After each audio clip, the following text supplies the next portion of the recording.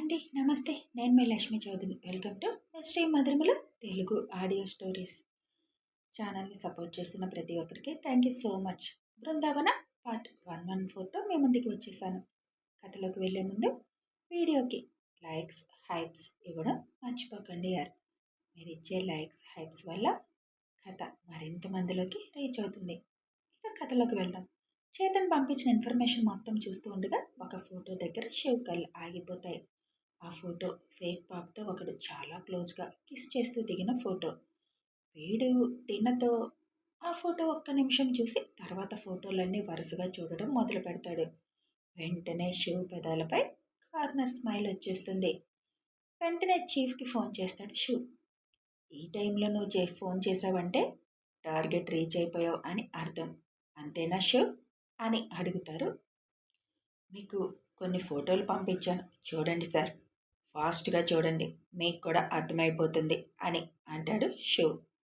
లైన్లో ఉండే ఆ ఫోటోలు చూస్తారు చీఫ్. ఆ ఫోటోలో ఒకరిని రౌండప్ చేసి మార్కు చేసి పంపిస్తాడు శివ్. అవి చూడగానే చీఫ్కి పెద్ద షాకే తగులుతుంది. ఏంటి శివ్ ఇది అని అడుగుతారు ఆయన అదే షాక్లో. నేను ఆ రోజే చెప్పాను, నాకెందుకో వీడి మీద అనుమానంగా ఉంది సార్, వాడి పని కూడా చూద్దాం అని. మీరేమన్నారు? వాడు చాలా ఇన్నోసెంట్, సంజీవ్ అంటే వాడికి చాలా ఇష్టం, చూడు ఇప్పుడు ఎంత డిప్రెషన్లోకి వెళ్ళాడో అని నన్ను ఆపేశారు. అప్పటికే నేను డేవిడ్ గురించి ఎంక్వైరీలో ఉండడంతో నేను మీ మాట విని వాడి గురించి పట్టించుకోవడం మానేశాను. తర్వాత వాడు ఫారెన్ వెళ్ళిపోయాడని మీరు చెప్పారు. అంటే వీడు అని చీఫ్ ఇంకేం మాట్లాడలేక మౌనం వహిస్తారు. మనం వెతుకుతున్న మిస్టర్ ఎక్స్ వాడే సార్, 100% నాకు నమ్మకం వాడే అని. ఇంకా మీకు ఎక్కడైనా అపనమ్మకం ఉందా అంటే వాడే. కొద్దిగా ఓపిక పట్టండి సార్, వాడి నోటి నుంచే మొత్తం కక్కిస్తాను. కానీ అన్నయ్య ఇలా చేస్తాడు అనుకోలేదు. ఐ హేట్ మై బ్రదర్ అంటూ ఇంట్లో ఉన్న వాళ్ళ అన్న ఫోటోలు కూడా అన్నీ తీయించేశాడు షో. అదంతా వాడి నటన సార్. అప్పటి నుంచే ప్లాన్ చేయడం మొదలుపెట్టాడు. వాడి తొక్కలో ప్లాన్లు. అవును, వాడికి నేను ఎన్ఎస్ఎస్ ఆఫీసర్ అని తెలియదా సార్? నీ గురించి ఎవరికీ తెలియదు కదా శివ్, కానీ ఆ రోజు వాడిని చంపుతున్నప్పుడు నేను కూడా ఉన్నాను కదా సార్. వాడు అడిగాడు అనుమానంతో, కానీ నీ గురించి తెలియకూడదు కదా. నేనే నువ్వు సంజీవ్ ఫ్రెండ్ అని, సంజీవ్ మీద ఇష్టంతో వాడిని చంపిన వాళ్ళని తన చేతితో చంపాలని అనుకున్నావని, నాకు కూడా అదే కావాలి కాబట్టి ఒప్పుకున్నానని, పైగా అతను పెద్ద బిజినెస్ మ్యాన్ కదా, అందుకే ఒప్పుకున్నానని ఆ రోజు వాడు అడిగితే చెప్పాను. ఓ, అదన్నమాట సంగతి. కానీ వాడు కూడా ఫ్రెండ్ కదా, నేనెలా ఫ్రెండ్ అయ్యానని అనుమానం రాలేదా? సంజీవ్ ఫారెన్లో ఉన్నప్పుడు ఫ్రెండ్ అయ్యావని, సంజీవ్కి కొద్ది రోజుల్లోనే బాగా దగ్గరయ్యావని చెప్పాను. అందుకేనా నేను ఫ్రెండ్ అని ఫిక్స్ అయ్యారు? తర్వాత మీ వైఫ్ ఊరిలో జరిగిన సంఘటనలో న్యూస్లో ఎన్ఎస్ఎస్ టీం వచ్చిందని వచ్చింది కదా, అప్పుడు వాడు నాకు ఫోన్ చేశాడు శివ్, మీరు అతనికి హెల్ప్ చేశారా అని. అవును, సంజయ్ విషయంలో తను మాకు హెల్ప్ చేశాడు కదా, అందుకే మేము చేశాము అని చెప్పాను. అందుకే వాడు నన్ను బిజినెస్ మ్యాన్ అనే అనుకుంటున్నాడు. వాడికి చచ్చే ముందు అసలు నిజం చెబుదాం సార్. ఫైనల్లీ ఎవడన్నది మనకి అర్థమైపోయింది. ఇప్పుడు మనం చేయాల్సిందల్లా మనకి తెలియనట్టు ఉండడం. వాళ్ళకి ఏమాత్రం అనుమానం వచ్చినా అక్కడ అమ్మాయి, ఇక్కడ రమేష్ గారు, బోనస్గా చేతన్, ముగ్గురు ప్రమాదంలో పడతారు. కాబట్టి నేను టూర్ నుంచి వచ్చేదాకా మనకి వాడెవరో తెలిసినట్టు మనిద్దరి మధ్య ఉండాలి. ఇంకెవరికీ చెప్పకండి సార్. వాడిప్పుడు మీతో ఇంకా టచ్లోనే ఉన్నాడా అడుగుతాడు శివ్. శివ్ అప్పుడప్పుడు ఫోన్ చేసి ఎలా ఉన్నారు అంకుల్ అని అడుగుతాడు.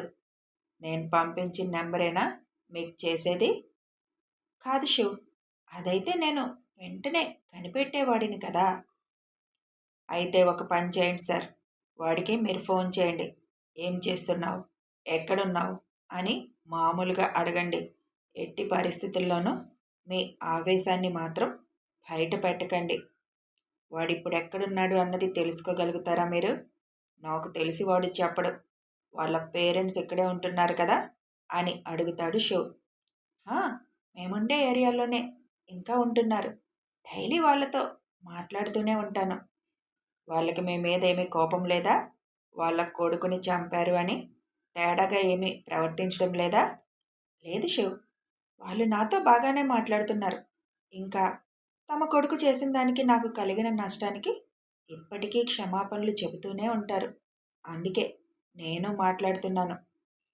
వాడు ఫారిన్ వెళ్ళి కూడా 3.5 ఏళ్ళు అయిపోతుంది. సంజీవ్ చనిపోయిన నెలకి ఇక్కడ నేను ఉండలేను అని వాడు వెళ్ళిపోయాడు ఇక్కడి నుంచి. అన్నయ్య ఇలాంటి పని చేశాడు. అన్నయ్య లేడు, సంజీవు లేడు, నాకు బాగా ఇష్టమైన వాళ్ళు ఇద్దరూ లేరు. నేను ఉండను ఇంకెక్కడా అని వెళ్ళాడు వాడు. అయితే నేనొచ్చేలోపు వాళ్ళ పేరెంట్స్ నోటి నుంచి కానీ వాడి నుంచి కానీ వాడు ఏ దేశంలో ఉంటున్నాడో కనుక్కోండి సార్. వాడి పేరెంట్స్ దగ్గర వాడి ప్రస్తావన తీసుకురండి. వాళ్ళ మాటల్ని బట్టి కొడుకు ఏం చేస్తున్నాడో వాళ్ళకి తెలుసా లేదా మీరు కనిపెట్టాలి. వాడిని ఇండియా నేనొచ్చేలా చేస్తాను. కేవలం రమేష్ గారి అమ్మాయి కోసమే ఇప్పుడు ఆలోచిస్తుంది నేను. ఇప్పుడు మనం ఎలాంటి స్టెప్ తీసుకున్నా ఆ అమ్మాయిని అక్కడ సాక్ష్యం దొరకకుండా చంపేస్తారు. ఎలాగో వాడికి పిచ్చెక్కిస్తున్నాను. ఆల్రెడీ మనోళ్ళు మెసేజ్ పెట్టేసి ఉంటారు. రసూల్ తను పోలీసులకు దొరికినట్టుగా వాడే పెట్టినట్టుగా మెసేజ్ చేయమన్నాను. ఆ మెసేజ్ చూసి వాడికి పిచ్చి లేస్తుంది ఎలాగో. వాడు ఆ పిచ్చిలో ఉండగానే నేను ప్యారిస్లో నా పని పూర్తి చేస్తాను. నిజంగా నీకు హ్యాట్స్ ఆఫ్ షూ. 2 రోజుల్లో ఆ మిస్టర్ ఎక్స్ ఎవరో కనిపెట్టేయగలిగావు. నిజంగా చాలా గర్వంగా ఉంది నిన్ను చూస్తుంటే అని మనస్ఫూర్తిగా అంటారు చీఫ్. నాకైతే చాలా లేట్ చేశాననిపించింది సార్. ఇంతవరకు నా ఇన్వెస్టిగేషన్లో ఒకరి గురించి తెలుసుకోవడానికి ఇంత టైం ఎప్పుడూ తీసుకోలేదు కదా అని నవ్వుతూ అంటాడు శివ్. ఇప్పుడైనా అన్వేష్ పెళ్లి వల్ల నువ్వు లేట్ అయ్యావు కానీ లేకపోతే ఎప్పుడో తెలుసుకునేవాడివి.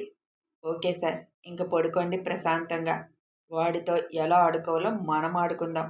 నేను చెప్పింది మాత్రం మీరు ట్రై చేయండి అని చెప్పి గుడ్ నైట్ సార్ అంటూ ఫోన్ కట్ చేస్తాడు శివ్. ఫోన్ కట్ చేయగానే చేతన్ నుంచి ఫోన్ వస్తుంది. ఫోన్ లిఫ్ట్ చేసి ఇంకా పడుకోలేదేంటి బాబు? ఇప్పుడు నా బుర్ర తినడానికి చేసావా నువ్వు అని అడుగుతాడు శివ్.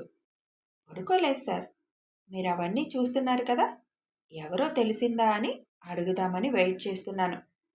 ఒకవేళ మీకు ఇంకా ఏమైనా ఇన్ఫర్మేషన్ కావాలేమో అని వెయిట్ చేస్తున్నాను సార్.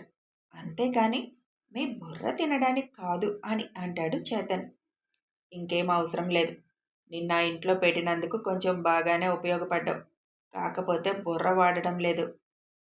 ఇన్వెస్టిగేషన్ చేయడం అంటే మెదడు పాదరసంలో పనిచేయాలి. ఒక దగ్గరే ఆగకూడదు. ఇంట్రెస్ట్ కానీ ఇంతవరకు అలాంటివి ట్రై చేయలేదు సార్. అందుకే అంత ఆలోచన రాలేదు. మీ ట్రైనింగ్లో షార్ప్ అవుతాను సార్. ఇప్పుడు నాకు నీకు ట్రైనింగ్ ఇచ్చేంత టైము లేదు. సార్, అలా అంటే ఎలా సార్ అని కినుక్కుగా అంటాడు చేతన్. దాని సంగతి తర్వాత కానీ ఒక్కటి గుర్తుపెట్టుకో చేతన్. ఎట్టి పరిస్థితుల్లో ఆ అమ్మాయికి అనుమానం రాకూడదు ఏ విషయంలో కూడా.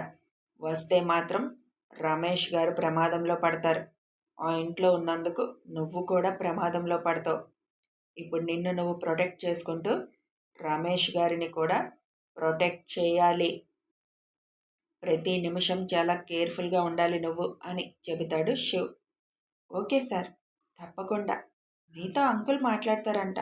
నాకు కూడా విషయాలు తెలుసుకోవాలనుంది. అంకుల్కి ఇస్తున్నాను, మాట్లాడండి అని ఫోన్ రమేష్ గారి చేతికిస్తాడు. రమేష్ గారు స్పీకర్ ఆన్ చేస్తారు. గుండె చేత పట్టుకొని ఏం వినాల్సి వస్తుందో అని, బాబు, ఆ రసూల్ అమ్మాయి గురించి ఏమైనా చెప్పాడా? అమ్మాయి క్షేమంగానే ఉందా అని అడుగుతారు. మీ అమ్మాయి ప్రస్తుతం సేఫ్గానే ఉందని తెలిసింది. మీరు కంగారు పడద్దు, భయపడద్దు. మీ అమ్మాయిని సేఫ్గా తీసుకొచ్చి మీకు అప్పచెప్తాను. ప్రస్తుతం అయితే అమ్మాయి బాగానే ఉందని వాడి నోటితోటే చెప్పాడు. ఇప్పుడు మీ అమ్మాయి కంటే మీరే ఎక్కువ ప్రమాదంలో ఉన్నారు. మీ ఇంట్లో ఉంటున్న అమ్మాయి సామాన్యురాలు కాదు. తనతో కొద్దిగా కేర్ఫుల్గానే ఉండండి. నేను వచ్చే వరకు ఎట్టి పరిస్థితుల్లోనూ అనుమానం రానివ్వకండి అని చెబుతాడు శివ్. ఇప్పుడు కొద్దిగా మనసు ప్రశాంతంగా ఉంది బాబు అంటారు రమేష్ గారు. రేపు ఉదయం లేవగానే తనకి అంత నిద్ర ఎలా పట్టింది అని అనుమానం వస్తుంది. మిమ్మల్ని అడుగుతుంది. ఇద్దరు ఏం చెప్తారు? అందులో తను కోపంగా కూడా ఉంటుంది. ఎందుకంటే ఈ పాటికి ఆ మిస్టర్ ఎక్స్ ఫోన్ చేస్తూ ఉండి ఉంటాడు. ఈవిడ పడుకుంది. ఉదయాన్నే వాడి కోపానికి గురవుతుంది. అది మీ మీదకి ఫోకస్ అవుతుంది. మరి మీరేం చెప్తారు? మాకేం తెలుసు, నువ్వు పడుకొని మమ్మల్ని అడుగుతున్నావు అని అంటాం సార్ అని చేతన్ అంటాడు. పోనీలే, ఇందులో అన్న బుర్రవాడావు. థ్యాంక్ యూ సార్ అని పొంగిపోతాడు చేతన్. అదే మాట మీద ఇద్దరు ఉండండి. బాదం మిల్క్ ఇచ్చారు ప్రత్యేకంగా అని డౌట్గా అడిగినా, అదేంటి బేబీ, నీకు నేను నువ్వు డిన్నర్ చేయనప్పుడు అలాగే ఇచ్చేవాడిని కదా అని నవ్వుతూ అనండి రమేష్ గారు. అలాగే బాబు. చాలా టైం అయింది కదా, ఇక పడుకోండి. ఏం ఆలోచించకండి మీరు.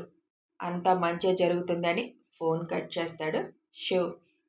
అక్కడే కాసేపు కూర్చొని ప్లాస్టిక్ సర్జరీ అయిన హాస్పిటల్ గురించి మొత్తం గూగుల్లో సెర్చ్ చేస్తాడు. ఉదయాన్నే చీఫ్తో ఒకసారి మాట్లాడాలి. ఏమైనా ప్యారిస్ వెళ్ళిన వాళ్ళు ఇన్ఫర్మేషన్ ఇచ్చారేమో కనుక్కోవాలి అనుకుంటూ లోపలికి వస్తాడు శివ్. ప్రశాంతంగా పడుకొని నిద్రపోతున్న తన 3 ప్రాణాల్ని చూసుకొని మిమ్మల్ని నాకు దూరం చేయాలని చూశాడు వాడు. వాడికి చావు భయం చూపిస్తాను అనుకుంటూ ఆశీకి మళ్ళీ ఫీవర్ ఏమైనా వచ్చిందేమో అని ఒకసారి చెక్ చేస్తాడు. ఫీవర్ ఏమీ లేకపోవడంతో ముగ్గురికి నుదురు మీద ముద్దు పెట్టి తను కూడా వాళ్ళ పక్కన చేరుతాడు. ఈ 2 రోజులుగా అసలు వాడు ఎవడని ఆలోచిస్తూనే ఉంది శివ్ మైండ్. ఇప్పుడు వాడెవరో తెలియడంతో ప్రశాంతంగా నిద్రకు ఉపక్రమిస్తాడు. ఇక్కడ శివ్ ప్రశాంతంగా పడుకుంటే లేటుగా రసూల్ మొబైల్ నుంచి వచ్చిన మెసేజ్ చూసి కోపంతో వేలని పాపకి ఫోన్ చేస్తూ ఉంటాడు మిస్టర్ ఎక్స్. స్లీపింగ్ పిల్ వల్ల మత్తు నిద్రలో ఉన్న పాప ఏం ఫోన్ ఎత్తుతుంది? అది మోగుతూనే ఉంది. అందులో తనకి డ్రింక్ చేసే అలవాటు ఉంది కాబట్టి అంతగా మత్తు రాదని హరిగారి సలహా తీసుకొని ఆయన చెప్పినవి 2 టాబ్లెట్లు వేయమని చెప్పాడు శివ్. అందుకే అంత మత్తుగా పడుకుంది. ఒక పక్క రసూల్ని పోలీసులు పట్టుకెళ్లారని వచ్చిన మెసేజ్ చూసి పిచ్చెక్కిపోతుంటే, ఇంకోవైపు వెలని పాప ఎన్నిసార్లు కాల్ చేసినా ఫోన్ ఎత్తట్లేదని కోపం ఎక్కువైపోయింది మిస్టర్ ఎక్స్కి. ఆ శివాన్స్ గురించి కలలు కంటూ నిద్రపోతుందా, ఫోన్ రింగ్ అవుతున్నా ఎత్తలేదు అని ఇరిటేట్ అయిపోతూ ఫోన్ లిఫ్ట్ చేయలేదన్న కోపంతో ఫోన్ని విసిరి కొడతాడు మిస్టర్ ఎక్స్. అరేయ్ శివాంష్, నీకు టైం బాగున్నట్టుందిరా. నా ఒక్క ప్లాన్ కూడా సరిగ్గా అమలు కావడం లేదు. అలాగని నిన్ను వదిలిపెట్టను. నీ అంతు తేలుస్తాను. నీ వాళ్ళందరినీ దూరం చేసి నీకు బాధ అంటే ఎలా ఉంటుందో రుచి చూపిస్తాను. అప్పటి వరకు నిన్ను వదిలే ప్రసక్తే లేదు అంటూ పిచ్చి పిచ్చిగా అరుస్తూ మొన్న ముగ్గురు వెళ్ళారు. ముగ్గురు చనిపోయారు. ఇవాళ రసూల్ వెళ్ళగానే పోలీసులకి దొరికిపోయాడు. అసలేం జరుగుతుంది? ఇప్పుడు వాడిని ఎలా బయటికి తీసుకురావాలి అని ఆలోచిస్తూనే టైం అంతా గడిపేస్తాడు మిస్టర్ ఎక్స్. కథ కొనసాగుతుంది. నేనేం లెంత్ తగ్గించట్లేదండి. ఒక్కొక్క రోజు ఒక్కొక్క అప్డేట్ లెంత్ని బట్టి ఉంటుంది. ఒక్కొక్కసారి 17 మినిట్స్ కూడా వస్తుంది కదా, అడ్జస్ట్ అయిపోండి. ఇక వీడియో నచ్చితే ఒక లైక్ చేయండి, షేర్ చేయండి, కామెంట్ చేయండి, సబ్స్క్రైబ్ చేసుకొని సపోర్ట్ చేయండి. Thanks for watching.